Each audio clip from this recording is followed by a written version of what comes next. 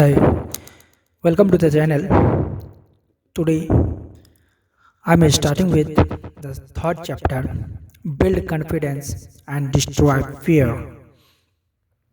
Friends mean well when they say it's only your imagination. Don't worry, there's nothing to be afraid of.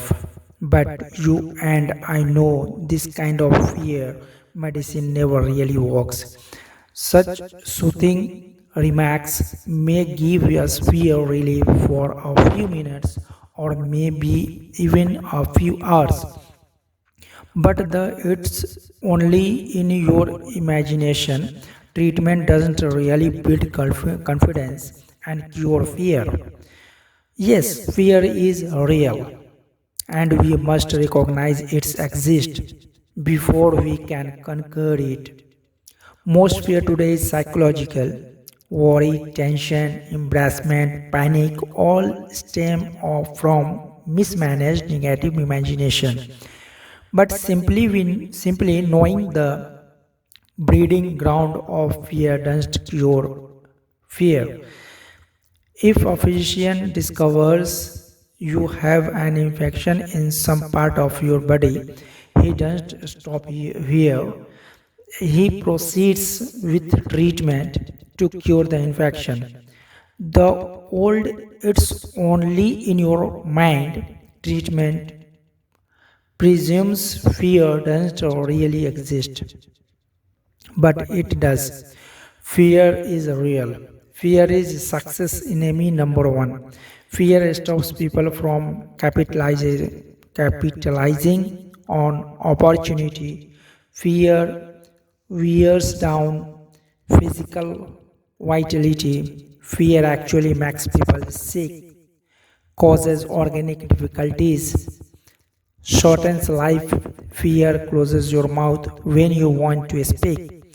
Fear, uncertainty, lack of confidence explains why we still have economic recession. Fear explains why millions of people accomplish little and enjoy little. Truly, fear is a powerful force. In one way or another, fear prevents people from getting what they want from life. Fear of all kinds and sizes is a form of psychological infection. We can cure a mental infection the same way we cure a body infection with specific proven treatments.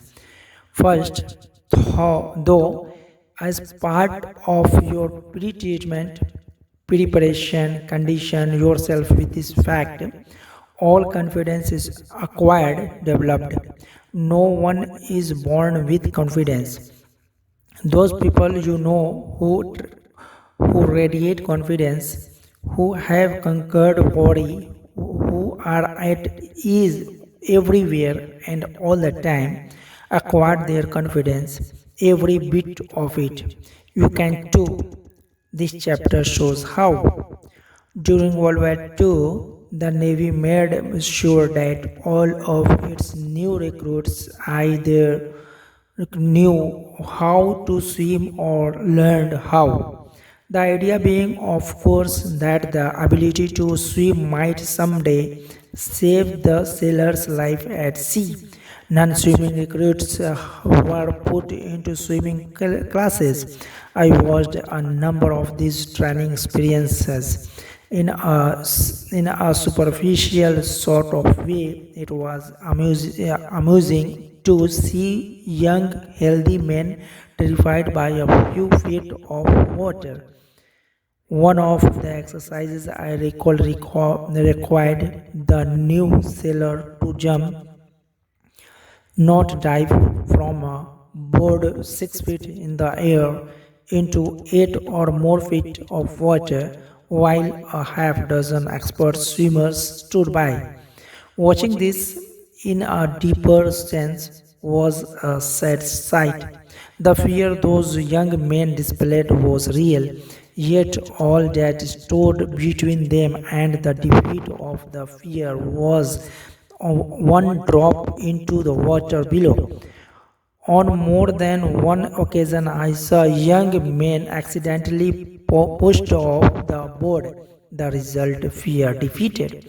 This incident, familiar to thousands of former Navy men, illustrates just one point: action cures fear. Indecision, postponement, and on the other hand, fertilize fear. Jot that down in your success rule book right now. Action cures fear. Action does cure fear. Several months ago, a very troubled executive in his early 40s came to see me. He had a responsible job as a buyer for a large retailing organization.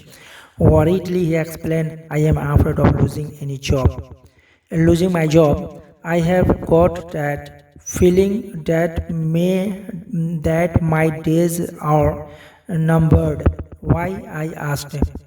Well, the patterns, well, the pattern it's against me. Sales figure in my department are off 7% from a year ago. This is pretty bad, especially since the store's total sales are up 6%. I have made a couple of unwise decisions recently, and I have been singled out several times by the merchandise manager for not keeping pace with the company's progress. I have never felt quite like this before. He continued, I have lost my grip and it shows. My assistant buyer senses it. The salespeople see it too. Other other executives, of course, are aware that I am sleeping. One buyer even suggested at a meeting of all head buyers the other day that part of my line should be put in his department where he said I could make money for the store.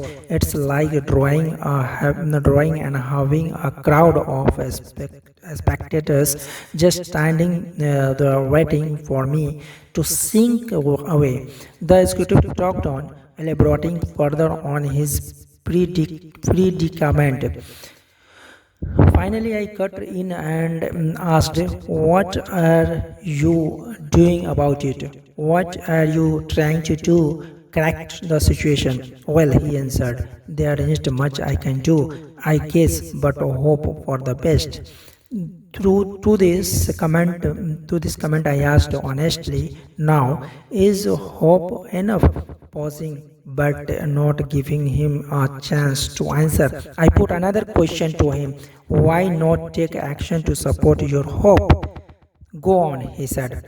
Well, there are two kinds of action that seem to fit your case. First, start this afternoon to move those sales figure upward.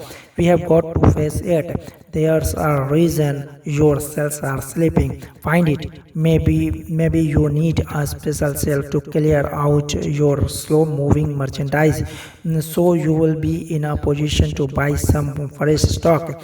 Perhaps you can arrange your display counters.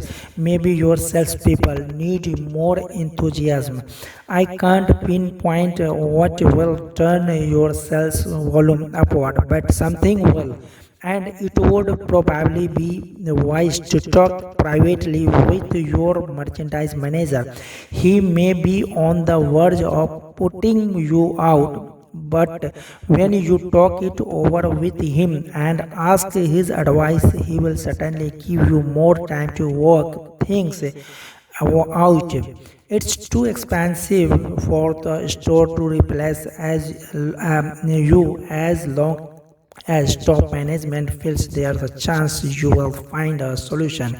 I went on. Then get your assistant buyers on the ball, quite acting like a drawing man. Let people around you know that you will still alive. Courage was again in his eyes. Then he asked, you said there are two kinds of action I should take. What's the second? The second type of action, which you might say is an insurance policy, is to let two or three of your closest business friends in the trade know you might consider an offer from another store, assuming of course it is substantially better than your present job. I don't believe your job will be insecure after you take some affirmative action to get those sales figures on the rise. But just in case, it's good to have an offer or two. Remember, it's 10 times easier for a man with a job to get another job than it is for someone unemployed to connect. 2 days ago, this one troubled executive called me. After our talk, I bucked down. I made a number of changes, but the most basic one was with my salespeople. I used to hold sales meeting once a week, but now I am holding one every morning. I have got those people really enthusiastic. I guess once they saw some life in me, they were ready to push harder too. They were just waiting for me to start things moving again. Things sure are working out okay. Last week my sales were fail. Oh, no, my last week my sales were well ahead of a year ago and much better than the store's words average. Oh, by the way, he continued, I want to tell you some other good news. I got two job offers since we talked. Naturally, I am glad, but I have turned them both down since everything is looking good here again. When we face tough problems, we stay mad in the mud until we take action. Hope is a start, but hope needs action to win victories. Put the action principles to work. Next time you experience big fear or little fear, steady yourself. Then search for an answer to this question: what kind of action can I take to conquer my fear? Isolate your fear, then take appropriate action. Below are some examples of fear and some possible action cures. Type of fear. Number one, embarrassment because of personal appearance. What should I be action taken? Improve it. Go to barber shop or beauty salon, shine shoes, get clothes cleaned and pressed. In general, practice better grooming. It doesn't always take new clothes. Number two, type of fear. Number two, fear of losing an important customer. Work doubly hard to give better service. Correct anything that may have caused customer to lose confidence in you. Fear number three, fear of failing an examination. What action to be taken? Convert worry time into study time. Type of fear, fear of things that totally beyond your control. What should be action? Switch your attention to something totally different. Go out into your yard and pull up weeds. Play with your children. Go to a movie. Fear number five, fear of being physically hurt by something you can't control, such as a tornado or an airplane out of control. Action, turn your attention to helping to relieve the fear of others' prey. Fear number fear number six, fear of what other people may think and say. What should be taken action? Action is make sure that what you plan to do is right, then do it. No one never does anything worthwhile for which he is not criticized. Fear number 7, fear of making an investment or purchasing a home. What should be action taken? Analyze all factors, then be decisive. Make a decision and stick with it. Trust your own judgment. Fear number 8, fear of people. What should be action taken? Put them in proper perspective. Remember, the other person is just another human being, pretty much like yourself. Okay? Use this two-step procedure to cure fear and win confidence. Number 1, isolate your fear. Pin it down. Determine exactly what you are afraid of. Number 2, take action. There is some kind of action for any kind of fear. And remember, hesitation only enlarges, magnifies the fear. Take action promptly. Be decisive. Much lack of self-confidence can be traced directly to a mismanaged memory. Your brain is very much like a bank. Every day you make thought deposits in your mind bank. These thoughts deposits grow and become your memory. When you settle down to think, or when you face a problem, in effect of you say to your memory bank, what do I already know about this? Your memory bank automatically answers and supplies you with bits of information relating to this situation that you deposited on previous occasions. Your memory then is the basic supplier of raw materials for your new thoughts. The teller in your memory bank is tremendously reliable. He never crosses you up. If you approach him and say, Mr. Taylor, let me withdraw some thoughts I deposited in the past, proving I am inferior to just about everybody else, he will say, certainly, sir. Recall how you have failed 2 times previously when you tried this. Recall what your 6th grade teacher told you about your inability to accomplish things. Recall what you overheard some fellow workers saying about you. Recall. And on Mr. Taylor goes, digging out of your brain thought after thought that proves you are inadequate. But suppose you visit your memory teller with this request, Mr. Taylor, I face a difficult decision. Can you supply me with any thoughts which will give me reassurance? And again Mr. Taylor says, certainly, sir. But this time he delivers thoughts you deposited earlier that say you can succeed. Recall the excellent job you did on a similar situation before. Recall how much confidence Mr. Smith placed in you. Recall what your good friends said about you. Recall Mr. Taylor, perfectly responsive, lets you withdraw the thought deposits you want to withdraw. After all, it is your bank.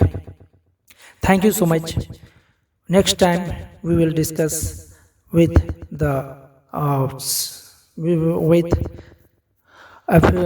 build confidence through efficient management your memory bank. Don't forget to subscribe channel for for the notification of new videos. Thank you so much.